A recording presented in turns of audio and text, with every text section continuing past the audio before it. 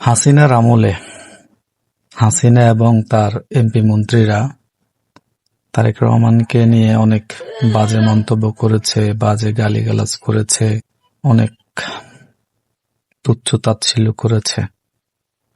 তার পরিণতি সে ভোগ করেছে। এখন বর্তমান সময়ে এসে জামাত শিবির এবং এনসিপির নেতাকর্মীরা ওইসব গালিগালাজের ভিডিওগুলো আবার নতুন করে প্রচার করে তারা বোঝাতে চেষ্টা করছে যে হাসিনার আমলে যখন হাসিনা এবং তার এমপি মন্ত্রীরা তারেক রহমানকে নিয়ে গালিগালাজ করলো, তখন তো কোনো প্রতিবাদ করলো না বিএনপির নেতাকর্মীরা।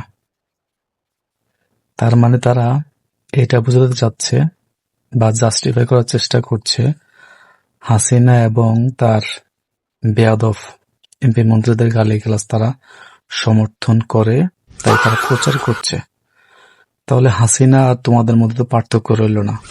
জামাত শিবিরের আচরণ দেখে মনে হচ্ছে তাদের মধ্যে আর শেখ হাসিনার দল আওয়ামী লীগের মধ্যে কোনো ধরনের পার্থক্য নেই।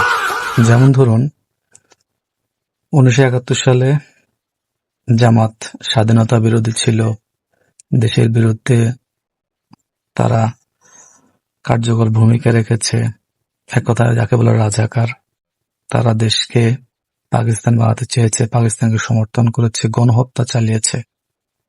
সেম 2024 সালে এসেও শেখ হাসিনা একই কাজ করেছে, ছাত্র জনতার পরে গণহত্যা চালিয়েছে, তার পরিণতি ভোগ করেছে।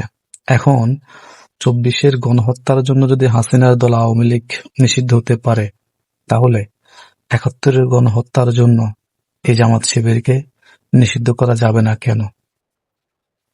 কারণ আপনারা দেখুন, হাসিনা এবং জামাত শিবিরের মধ্যে বা জামাত এবং আওয়ামী লীগের মধ্যে কোনো পার্থক্য নেই।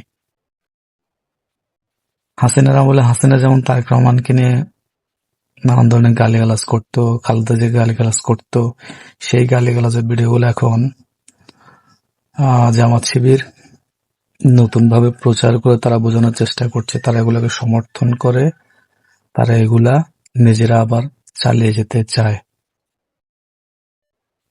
তাহলে আমরা এটাই বুঝে নেব, জামাত শিবির নতুন প্রজন্মকে অন্ধকার ঠেলে দিতে চায়, বাংলাদেশটাকে একটা অসভ্য রাষ্ট্র বানাতে চায়, নোংরা রাজনীতি সৃষ্টি করতে চায়।